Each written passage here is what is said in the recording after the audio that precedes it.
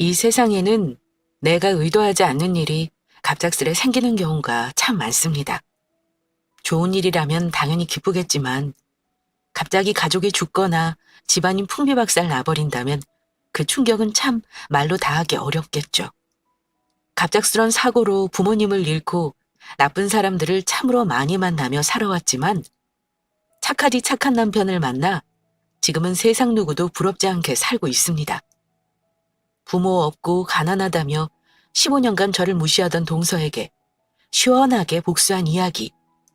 지금부터 시작하겠습니다. 여러분은 혹시 부모님이나 아는 분이 식당을 운영하고 계신가요? 식당 장사란 것이 얼핏 보면 맘만 있으면 성공할 수 있다 생각하지만 실상은 그렇지만은 않더라고요. 맛도 중요하지만 사람들이 자주 오고 가는 위치에 있어야 하고 음식 종류에 따라 특정 계절은 손님이 거의 없기도 합니다. 게다가 건물주가 아닌 이상 매달 내는 월세와 인건비, 전기세와 물값까지 내고도 남는 게 있어야 장사를 유지할 수 있더라고요. 저희 부모님은 젊은 시절부터 떡볶이 장사부터 시작해 호떡, 김밥, 핫도그 등을 포장마차에서 만들어 파시는 일을 하셨습니다.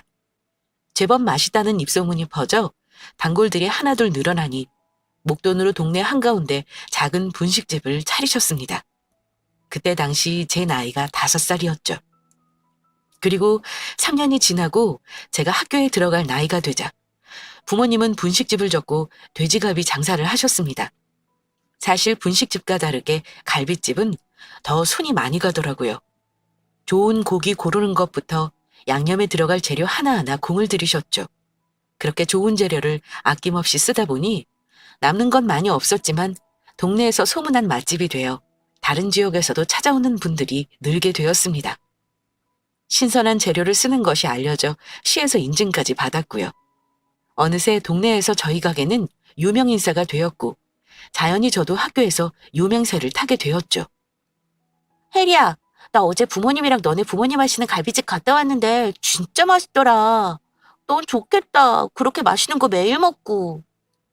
아, 그랬어. 맛있었다니까 기분 좋다. 다음에는 오기 전에 나한테 연락해줘. 엄마가 친구들 오면 음료수 서비스를 하나 주신다고 하셨거든. 정말? 고마워, 혜리야. 근데 뭐 하나 물어봐도 돼? 어? 뭔데? 그게 부모님 가게가 이렇게 잘 되면 보통 집보다는 여유 있잖아. 근데 혜리 너는 다른 부잣집 애들처럼 펑펑 안 쓰는 것 같아서. 야, 그렇게 우리 집 부자 아니야. 그리고 내가 버는 것도 아니고 부모님이 버시는 건데 뭐. 우리 집도 나 어렸을 때는 형편이 안 좋아서 단칸방에서 세 식구가 살았었대. 우리 엄마 동네에서 소문난 짠순이거든. 그래서 그런지 나도 진짜 필요한 거 아니면 사달라는 말을 안 하게 되더라고. 그렇구나. 설마 너 학원도 안 다니고 혼자 공부하는 이유가 그것 때문이야? 아니, 뭐, 꼭 돈 때문만은 아니지만 학원 왔다 갔다 하는 시간도 아깝고 모르는 건 선생님한테 여쭤보면 되니까 그렇지 뭐. 와, 진짜 너 엄청 철들었다. 역시 우리 반 반장답네. 얘가 부끄럽게 왜 이래. 이따가 수업 끝나면 떡볶이나 먹으러 가자. 내가 살게. 부모님이 새벽같이 일어나 얼마나 힘들게 돈을 버시는지 알고 있었기 때문일까요? 당시 저는 학원 한번 보내달라는 소리를 안 하고 혼자 문제집을 사다가 공부를 했었습니다. 물론 당시 성적은 아주 최상위권은 아니었지만 그래도 반에서 세 손가락 안에는 들었습니다. 중학교에 이어 고등학교에서도 좋은 성적은 꾸준히 이어졌고 진로에 대해 진지하게 고민해보는 시간도 갖게 되었죠. 한참을 고민 끝에 제 목표는 수도권에 있는 한의대 진학이었습니다. 사실 엄마가 식당 일로 매일 허리가 아프다는 말을 달고 살았었거든요. 병원에서 물리치료를 받아도 며칠밖에 효과가 없었는데 한의원에서 6개월 정도 침치료도 받고 약도 드시니까 크게 좋아지시더라고요. 그걸 보며 엄마를 비롯해 몸이 아픈 분들에게 한의사가 되어 치료하고 싶다는 마음이 저절로 들더군요. 그렇게 저는 고등학교 3학년생이 되었고 든든한 부모님의 지원 속에 수능까지 잘 보았습니다. 그런데 대학 입학을 앞두고 청천벽력 같은 일이 찾아왔습니다. 부모님이 두 분 모두 대낮에 교통사고로 돌아가신 것이었습니다. 있어서는 안 되는 일이, 절대 믿을 수 없는 일이 일어났죠. 당시 동네 시장에서 식재료를 싣고 아빠가 운전하던 중 갑자기 역주행하는 대형 덤프트럭과 충돌해버린 것입니다. 당시 해당 트럭 기사는 만지 상태였고 가해 운전자 역시 사망해버렸기에 책임을 물을 수도 없게 되어버렸습니다. 대학 입학 전에 부모님과 제주도 여행을 다녀오려고 좋은 곳들을 찾고 있었는데 한순간에 돌아가시고 만 것이죠. 참 허망했습니다. 그 슬픔은 정말 누구도 위로할 수 없었고 걷잡을 수 없이 커지고 말았죠. 그런데 참 사람 일이 엎친 데 덮친다더니 장례식장에 찾아온 큰아버지가 제 위로는커녕 엉뚱한 말씀을 하시더라고요. 큰아버지는 본인 사업이 잘 안 되어 저희 아빠가 돈을 빌려주기로 했었다며 제 앞으로 된 유산을 좀 빌려달라고 하시더군요. 제 옆에 누구든 부모님 중 한 분만 계셨어도 안 된다고 강하게 얘기하셨을 텐데 제 옆을 지켜주는 분이 한 분도 안 계시니 저도 거절하기도 쉽지 않더라고요. 제가 머뭇거리니 장례식장에서 큰아버지 목소리는 점점 커지고 말투도 공격적으로 변했습니다. 옆에 있던 큰엄마는 한 번만 도와주면 꼭 갚겠다고 사정하다 보니 결국 바보같이 그 큰 돈을 빌려드리게 되었죠. 하지만 그 결과는 예상보다 훨씬 더 처참했습니다. 부모님께 받은 재산 대부분을 가져갔던 큰아빠는 한 달이 지나고 세 달이 지나도 감감무소식이었거든요. 기다리다 지친 저는 사람을 시켜 뒷조사를 해보니 큰아빠는 도박으로 돈을 모두 날리고 연락을 끊어버렸더라고요. 큰엄마와는 어찌어찌 연락이 되었지만 큰엄마 역시 피해자와 다를 바 없었습니다. 남편은 도주했고 혼자 자식들을 먹여 살리는 큰엄마를 보니 소송하겠다는 말이 쉽사리 안 나오더라고요. 그렇게 순식간에 빈털터리가 된 저는 밤마다 부모님 생각에 울먹이며 잠을 못 자는 날이 늘어만 갔습니다.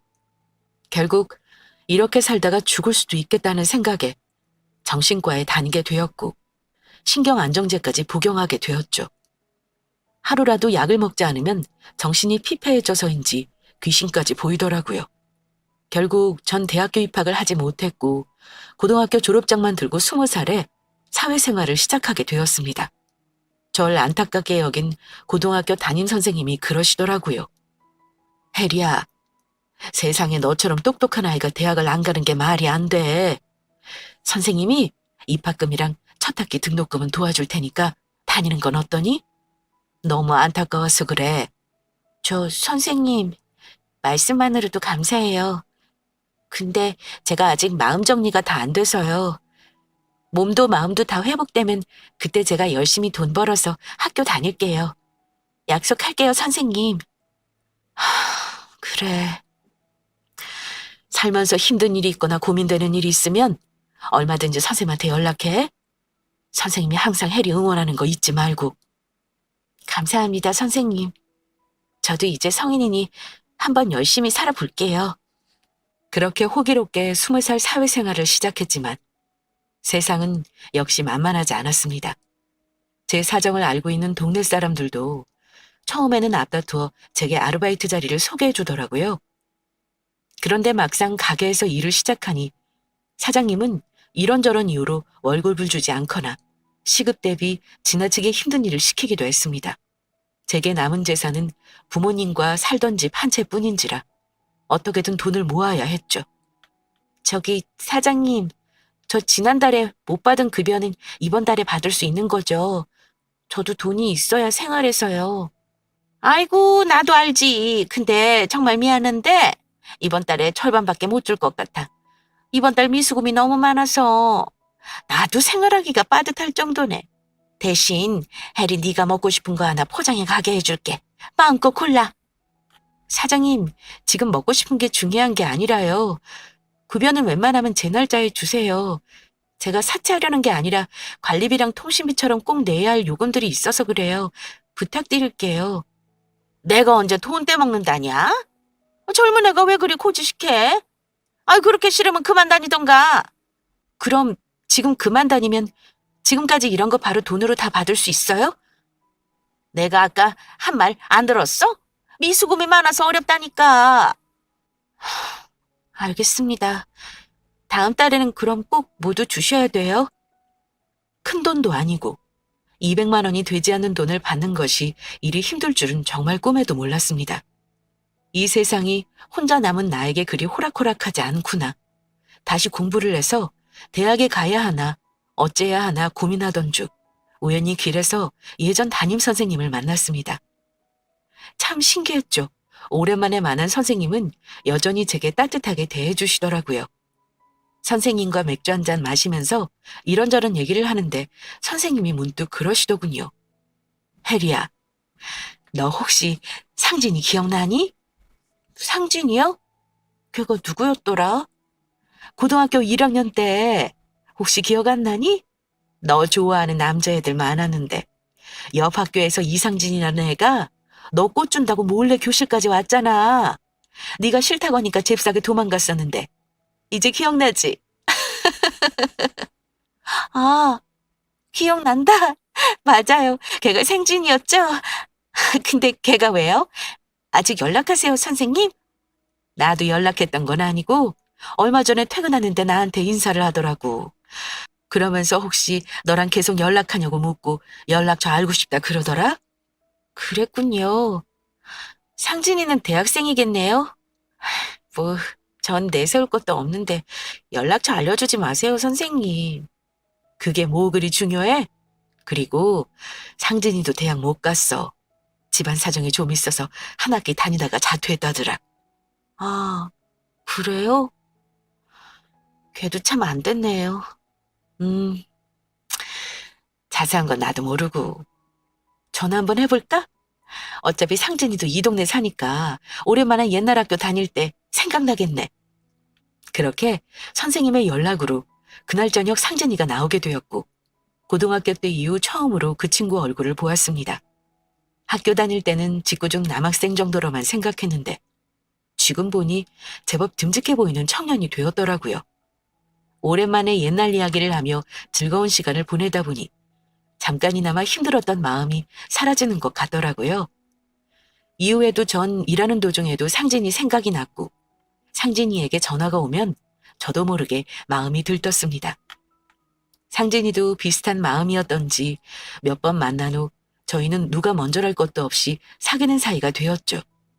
제가 식당 아르바이트에서 몇 달간 못 받은 돈이 있다고 하니 상진이가 나서서 직접 통화까지 해주더라고요.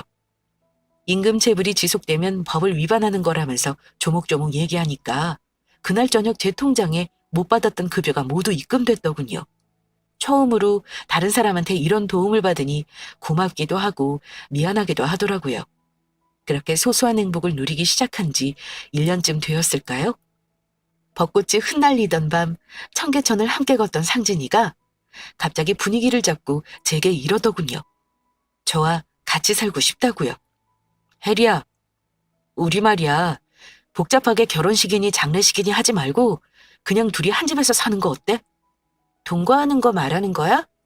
아니, 동거 말고 정식으로 혼인신고하고 사는 거 말하는 거야. 뭐?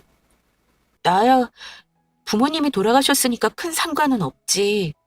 근데 넌 부모님이 계시잖아. 자식이 결혼하는데 식도 안 올린다고 하면 무척 서운해하시지 않을까? 뭐 그렇게 생각하실 수도 있겠지만 요즘은 체면보다는 실속 있게 사는 게 똑똑한 거라잖아. 같이 살다가 형편 좀 좋아지면 그때 결혼식도 올리고 신혼여행도 가면 되지. 해리 너만 괜찮다면 부모님은 내가 설득할게. 상진이 역시 시골에 부모님이 계셨지만 아버지가 보험이 없으신데 몸이 좋지 않으셔서 병원비가 어마어마하게 들었다고 하더군요. 병원비에 돈을 다 쓰다 보니 결국 상진이는 대학 진학을 포기하고 저처럼 일찍 사회생활을 하고 있었습니다. 그렇게 저희는 같이 살기로 약속한 후 상진이 부모님께 인사를 드리러 갔습니다. 형편이 넉넉하지는 않았지만 어머니 인상이 참 좋으시더라고요. 제가 부모님이 안 계시다고 하니까 두 손을 꼭 잡아주시면서 혼자서 고생이 많았다며 펑펑 눈물을 흘리시더군요. 그 모습에 저도 모르게 마음이 열리더라고요. 그렇게 인사를 드린 후 저희는 다음날 구청에 혼인신고를 했고 정식으로 부부가 됐습니다. 제 주변에서는 아무리 연애할 때 잘해주던 남자도 결혼하면 달라진다는데 다행히도 제 남편은 한결같은 사람이었습니다. 물론 같은 집에 살다 보니 부딪히는 부분들도 있었지만 남편이 워낙 배려심이 몸이 배어있는 터라 큰 소리 한번 내지 않고 지낼 수 있었습니다. 하지만 그런 저희에게도 고민이 있었어요. 바로 경제적인 문제였죠. 둘 사이는 좋았지만 경제적인 부분은 생각보다 크게 와닿더라고요. 당시 둘 다 아르바이트를 했지만 수입을 합쳐봤자 직장인 2명 수입에 비하면 턱없이 적은 편이었으니까요. 고민하던 남편은 제게 대출을 받아 작은 식당을 차려보는 게 어떠냐고 제안했습니다. 둘 다 가방끈이 짧고 아직 젊으니 몇 년 고생해서 가게가 자리 잡으면 조금 숨통이 트이지 않을까 싶었죠. 그렇게 아무것도 모르는 저희 부부는 1억 원을 대출받아 프랜차이즈 분식점을 차리게 되었습니다. 나머지 들어가는 자잘한 비용들은 그동안 모았던 돈으로 메꿨죠. 그렇게 시작한 분식집 장사가 잘 됐다면 참 좋았겠지만 현실은 참으로 냉정했습니다. 저희 분식집에서 3걸음 떨어진 곳에 또 분식집이 하나 들어서더라고요. 당시 길쭉한 누들 떡볶이가 한창 젊은 사람들 사이에서 인기였는데 컨셉도 똑같고 가게 인테리어도 비슷한 가게들이 우후죽순 생겨났던 거죠. 결국 경쟁 가게들이 너무 많이 생겨 차별성이 떨어지자 손님들은 조금이라도 싼 곳을 찾아갔고 가격 경쟁이 심해지다 보니 남는 것이 없더라고요. 아무것도 모르고 대출까지 받아 차린 가게였는데 결국 1년 만에 저희 분식집은 문을 닫게 되었습니다. 그렇게 2번 더 식당 창업에 도전했지만 무참히 망하고 말았죠. 쌓여만 가는 빚에 쪼들리는 생활에 숨이 꽉꽉 막히는 생활이 이어졌고 집안 분위기도 우울해져 갔습니다. 그러던 어느 날 남편이 술을 마시며 제게 그러더군요. 혜리야, 못난 남편 만나서 네가 고생이 많다. 떵떵거리며 살지는 못해도 쪼들리게는 살고 싶지 않아서 내 딴에는 열심히 했는데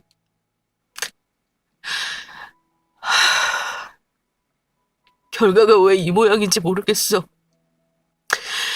지금이라도 우리 헤어질까? 나 말고 돈 잘 버는 남자 만났으면 네가 지금처럼 고생 안 해도 되잖아.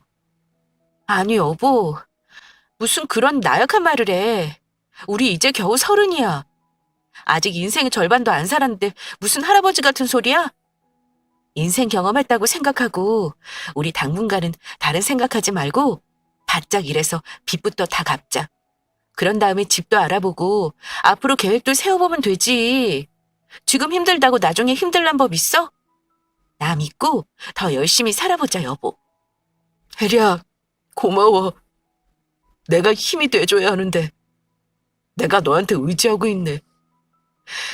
나도 이제 술 먹는 거 오늘이 마지막이야. 빚 다 갚고 새 집 들어갈 때까지 술 끊을게. 비록 저희는 가진 돈 한 푼 없고 빚만 진 상황이었지만 젊었고 긍정적인 마음가짐 덕분이었는지 그렇게 죽을 만큼 힘들다는 생각은 들지 않더라고요. 물론 남들 다 놀러가고 맛있는 거 먹으러 다닐 때 한 푼이라도 더 갚으려고 배달 아르바이트라도 한 건 더 한 적은 많았습니다. 남들은 다 저리 편히 사는 것 같은데 왜 우리만 이럴까 하는 생각도 들긴 했어요. 그렇지만 힘들다고 생각하면 한없이 힘들지만 이런 순간도 있어야 나중에 더 성공할 수 있다고 생각하니 마음이 좀 괜찮아지더라고요. 그렇게 3번의 실패를 겪은 저희 부부는 남편은 트럭 운전사로 저는 대형 카페 매니저 일을 했습니다. 주말이 되면 각자 배달 아르바이트와 부업을 하며 쉬지 않고 일했습니다. 그 덕분에 3년 만에 빚을 다 갚았고 이후 10년 동안 3억 원을 모았죠. 그 사이에 남편 가족에게 좋은 일도 생겼습니다. 2살 차이가 나던 시동생이 결혼할 사람이 생긴 것이었죠. 동서가 될 사람은 네일 아트숍을 운영했는데 제법 장사가 잘 되어 직원까지 두고 있다고 하더라고요.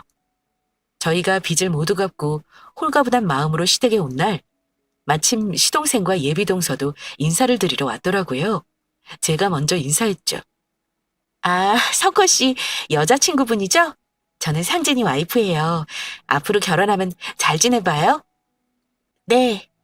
제가 호칭 부르는 게 좀 어색해서요. 언니라고 불러도 될까요? 그럼요. 요즘은 호칭 쓰는 것보단 언니 동생 하는 게 더 편하죠. 편하게 불러요. 그럴게요, 언니. 언제 저희 가게 한번 오세요. 내일 공짜로 해드릴게요. 정말요? 한 번도 안 해봤는데. 나중에 시간 나면 한번 갈게요. 맛있는 거 들고. 아니, 내일 정말 한 번도 안 받아보셨어요? 왜요? 어, 그냥 꾸미는데 관심이 없기도 하고 좀 빠듯하게 살았었어요. 아, 돈이 없어서 그러신 거예요? 아, 꼭 그렇다기보다는 먼저 우선순위가 있었던 거죠, 뭐. 남들 놀러 다니고 할 때 남편이랑 부업도 하고 알바도 하고 그랬거든요. 아, 그러셨구나. 형편이 어려우면 그럴 수 있죠. 전 운 좋게 부모님이 좀 많이 도와주셔서 그런 걸 잘 몰라요. 저희 신혼집도 많이 도와주셔서 지금 서울에 아파트 살거든요. 언니네는 지금 어디 사세요? 아파트는 아닐 거고. 우린 지금 빌라 살고 있어요. 부모님 도움받아서 편하게 시작한다니까 부럽네요. 요즘 워낙 집값도 비싸고 혼자 힘으로 사는 게 쉽지 않잖아요. 언니한테는 안 된 얘기지만 흙수저가 일어선다는 게 솔직히 불가능한 얘기기는 해요. 그나마 자식 안 낳고 사는 게 죄짓지 않는 일이죠. 그래요. 뭐, 생각이 각자 다르니까. 이제 어머니한테 인사드리러 가요. 사실 예비 동서가 처음 언니라고 부르고 싶다고 할 때는 내심 반가웠습니다. 하지만 대화를 하면 할수록 지나치게 자기 하고 싶은 말을 다 하는 느낌이더라고요. 앞뒤 다른 것보다 솔직한 게 낫다고는 생각했지만 저희가 없이 산다고 좀 무시하는 것 같다는 생각이 들었죠. 그냥 제 자격지심인가 싶어서 처음엔 넘어갔는데 만나면 만날수록 마음이 상하는 것 같아 연락하기가 꺼려지더라고요. 이후 어머니 칠순이 다가오자 동서는 제게 전화해서 자기 하고 싶은 말을 아주 막 해대더라고요. 언니, 이번에 어머니 칠순 때 어떻게 하실 거예요? 전 명품 가방 좋은 거 하나 사드리려고요. 아, 이번 달 칠순이시지? 그럼 각자 선물 따로 드릴까? 점심 식사 비용은 우리가 내고 다 같이 밥 먹고 어디 경치 좋은 곳에서 커피라도 마시고 오자. 밥값 내는 거야 뭐 당연한 거고요. 그럼 언니는 선물 뭐 드릴 거예요?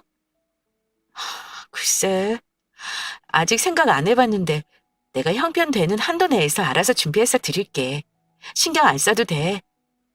언니네는 형편 넉넉하지도 않은 건 아는데 그래도 신경 써야 하는 일에는 신경 좀 쓰세요. 꼴랑 스카프나 신발 이런 거 선물하랍시고 들이시지 말고요. 아니, 알아서 드리겠다고 내가 말하지 않았어?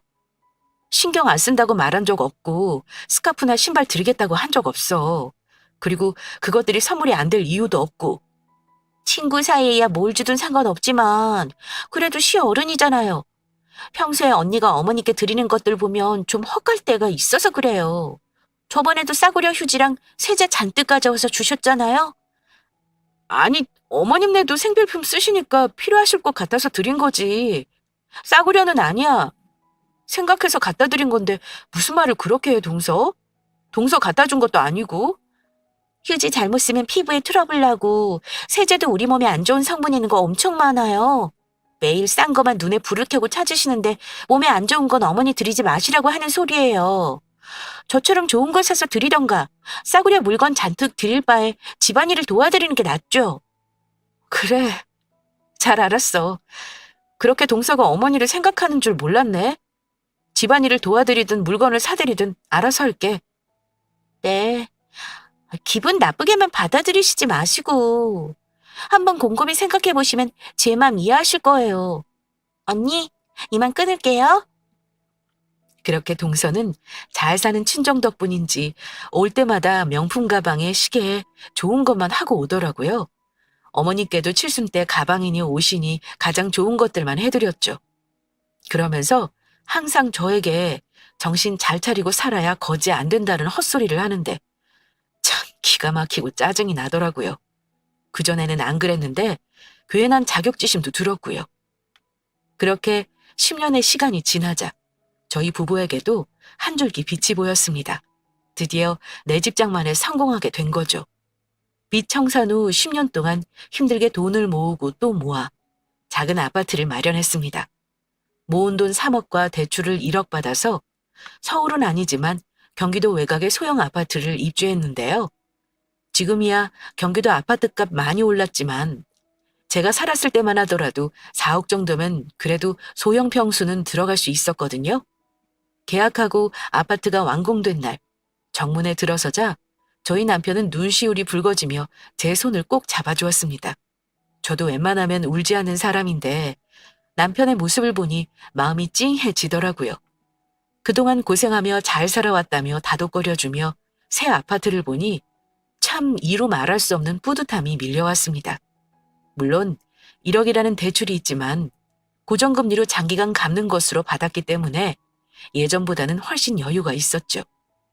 이사 날이 되자 전 입주 청소를 부르는 대신 직접 걸레와 청소기를 들고 구석구석 깨끗하게 닦았습니다. 큰 돈은 아니지만 몇십만 원 돈 주는 것이 아깝기도 하고 내 집인데 당연히 내가 닦아야지 하는 마음이 들었거든요. 그리고 가장 먼저 시부모님을 초대했습니다. 솔직히 동선에는 초대하고 싶지 않았지만 그래도 남편 쪽 식구이니 어쩔 수 없이 함께 불렀죠. 아, 여기 왜 이렇게 언덕이 높아요? 땀이 한 바가지예요. 운동 다닐 필요가 없네, 이 집은. 아, 길이 좀 가파르지? 온다고 고생했어. 앉아서 물 좀 마셔, 동서. 돈 아끼는 것도 좋지만 이렇게 산꼭대기에 있는 아파트가 나중에 잘 안 팔려요, 언니. 아무래도 집 잘못 산 것 같은데? 저랑 같이 부동산 가지 그랬어요? 직장거리랑 이것저것 따지고 보니까 여기 오게 됐어. 그래도 아파트가 새로 지어서 그런지 깨끗하고 병원이랑 마트도 근처에 있어서 좋더라. 요즘 신축 아파트는 대부분 다 그래요, 언니. 어우, 또 왜 이렇게 집이 좁아? 이거 30평 안 되죠? 어? 24평이야. 그래도 좀 넓게 빠진 거야. 동서네가 넓은 데서 살아서 좀 좁아 보이나 보다. 저야 뭐 30평 아래로는 살아본 적이 없어서요. 이렇게 작은 집도 10년이나 모아서 사신 거예요? 형님, 정말 이런 말하면 좀 그렇지만 거지 중에서도 상거지처럼 살았나 봐요. 진짜 지독하시네요. 아니, 무슨 거지처럼 살아. 동서는 가만 보면 말을 좀 생각 없이 하는 경우가 있더라.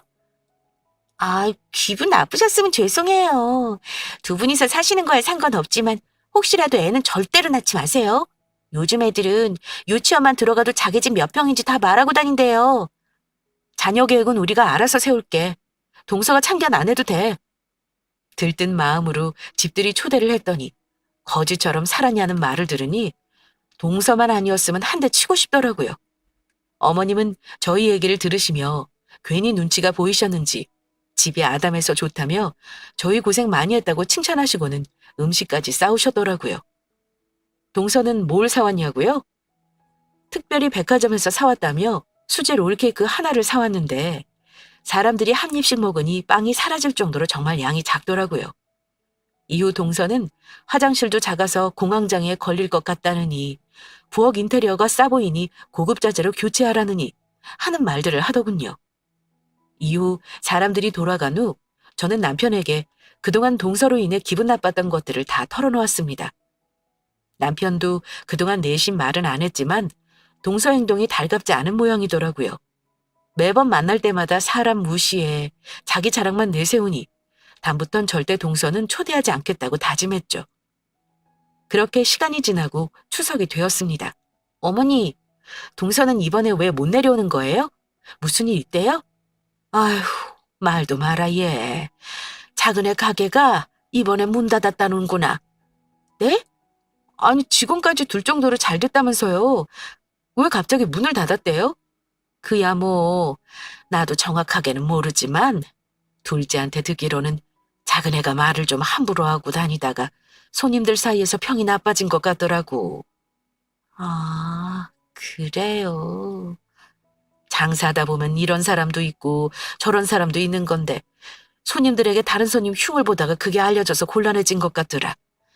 그리고 손님 중에 아이들 친구 엄마들도 있었는데 그 사람들하고도 뭐 사이가 틀어져서 영 소문이 안 좋아졌나 봐. 정말요? 동서가 많이 속상하긴 하겠네요. 그럼 속상해서 이번 추석에는 안 오는 거래요? 뭐 겉으로는 몸이 안 좋다 하는데 그건 핑계고 속이 상하니까 안 오는 거 아니겠냐? 나야 뭐 그러려니 한다만 걔도 정말 정신 좀 차려야지. 애들도 있는데 남 뒷담화하는 거 그만하고 좀 잘 살았으면 좋겠다. 어머니 얘기를 들으니 겉으로는 안타까워했지만 속은 왠지 시원하더라고요. 그렇게 제게 할 말 못할 말 구분 못하고 떠들더니 그 입 때문에 가게 문까지 닫게 되었으니까요. 이후 추석이 되자 전 시부모님과 남편과 함께 음식을 준비해서 차례를 지냈고 오랜만에 마음 편하게 맛있는 것도 먹고 푹 쉬다가 왔습니다. 동서가 들어오기 전에는 항상 시댁이 마음이 편했는데 동서가 오고 나서는 저도 마음이 불편해서 빨리 자리를 뜨고 싶었거든요. 추석이 지나고 한 달쯤 지났을까 동서에게 전화가 왔습니다. 언니, 잘 지내세요? 추석에 고생 많으셨어요. 아, 동서, 소식 들었어. 가게 정리했다면서? 네, 뭐 그렇게 됐어요. 말하자면 긴데 제가 이상한 사람들을 만나서 운이 나빴죠 뭐. 그렇구나. 살다 보면 이런 일도 있는 거고 저런 일도 있는 거니까. 힘내. 언제 한번 커피나 한 잔 마시자. 커피보다도 형님, 저 부탁드릴 게 있어서 전화한 거예요. 부탁? 어떤 건데? 내가 가능한 거면 들어줄게. 사실 저희 남편이 요즘 제정신이 아니에요. 제가 가게 문 닫는다고 하니까 부업 자리라도 알아보겠다고 하더니 갑자기 온라인 경마에 빠지더라고요. 있는 돈 갖고 있는 거라면서 게임 대신 하는 거라고 하더니 저희 집까지 담보로 잡혔어요. 뭐? 아니, 지금 동서까지 일 그만둔 마당에 더 열심히 하셔도 모자란 판에 무슨 도박을 해? 동서 진짜 힘들겠다. 그러니까요. 저 웬만하면 절대 이런 말 안 하는데 자존심 다 굽히고 전화 드리는 거예요. 이번 달에 생활비랑 애 학원비랑 나갈 게 200 정도 있는데 좀 빌려주실 수 있을까 하고요. 아, 나도 수중에 돈이 많은 건 아니라 200까지는 어렵고 내가 남편하고 얘기해서 조만간 돈 보낼게. 일단 진정하고 내가 5만 원 보낼 테니까 애들하고 밥이라도 사 먹어. 감사해요. 제가 일자리 구하면 바로 갚을게요. 진짜 감사해요. 평소 얄미운 동서였지만 남편이 도박에 빠져 집까지 넘어갔다니 저도 모르게 좀 짠한 마음이 들더라고요. 저희도 넉넉한 형편은 아니었지만 남편과 상의해서 빌려주자고 말할 요량이었죠. 그런데 며칠 후 남편이 제게 한 말을 듣고 전 충격을 받았습니다. 시동생이 아니라 동서가 도박에 빠졌다는 겁니다. 혜리야, 나 오늘 석호 만나고 왔는데 재수 씨 도박에 빠져서 걔네 이혼 준비 중이래. 혹시 재수 씨한테 뭐 돈 빌려준 거 없지? 뭐? 아니, 나 어제 동서한테 전화 왔는데 자기 남편이 도박에 빠졌다고 울고불고 난리더라고. 학원비랑 생활비가 필요하다고 해서 자기랑 상의하려 했지? 그럼 동서가 나한테 거짓말한 거야? 아무래도 자기가 속은 것 같은데 석호가 어디 도박하래야? 한 푼이라도 더 벌려고 아득바득 사는데. 그야 그렇지. 어우, 내가 깜빡 속아 넘어갈 뻔했네. 진짜 어이없는 여자다. 애들 보기 부끄럽지도 않은가? 그걸 알면 도박을 하겠어? 자기 행실이 못나서 가게까지 말아먹고 짜증나니까 막 사는 것 같아. 석호는 하루라도 빨리 이혼하고 싶어 하더라고. 애들도 당연히 석호가 키울 거고. 그렇구나. 알았어, 여보. 동서의 실체를 듣게 된 저는 또 한 번 전화가 오면 정말 가만 안 두겠다고 벼르고 있었죠. 아니나 다를까 다음날 동서에게 전화가 오더군요. 얼마까지 빌려줄 수 있냐고 말이죠. 전 한 방 먹이기 위해 동서에게 저희 집으로 직접 오라고 했습니다. 동서는 돈을 구할 수 있다는 말에 당장 저희 집으로 달려오더라고요. 마침 저희 남편도 집에 있었죠. 저 왔어요, 언니. 얼마까지 주실 수 있는데요? 동서 거지야? 왜 거지처럼 돈을 구걸해? 아니, 돈 빌려주실 수 있다면서요. 그래서 제가 여기까지 온 거잖아요.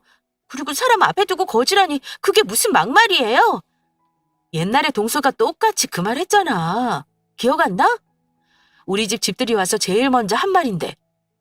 제가 그랬어요? 아, 제가 그때 생각이 짧았나 봐요. 죄송해요. 일을 어쩌나?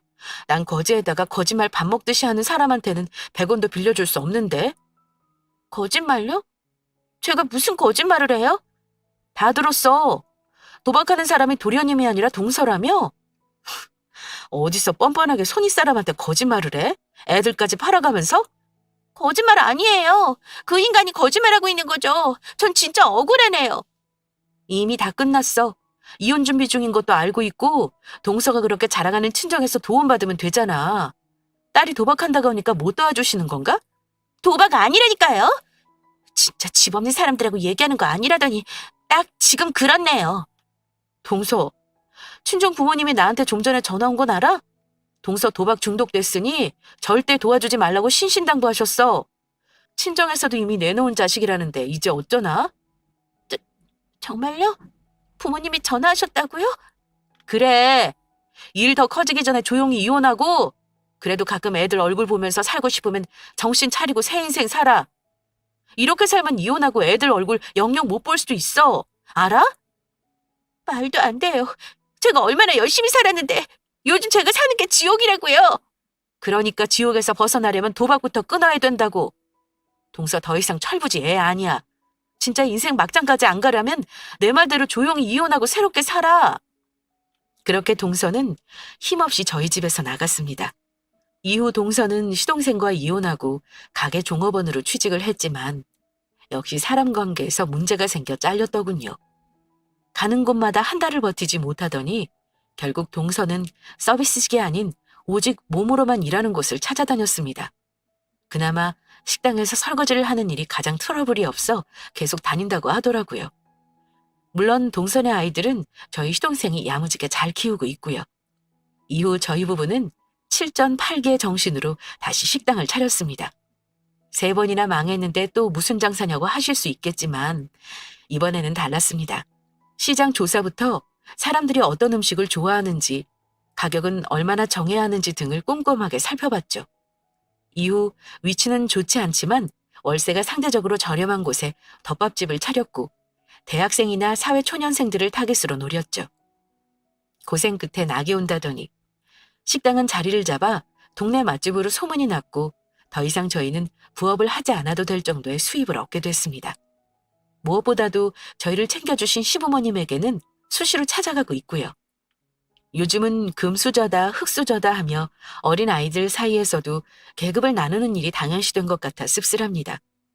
형편이 어려우면 성공하기 쉽진 않지만 그래도 열심히 하다 보면 언젠가 웃는 날도 온다는 걸 알려드리고 싶네요. 지금 어떤 상황에 처해 계시든 여러분의 인생을 응원하겠습니다.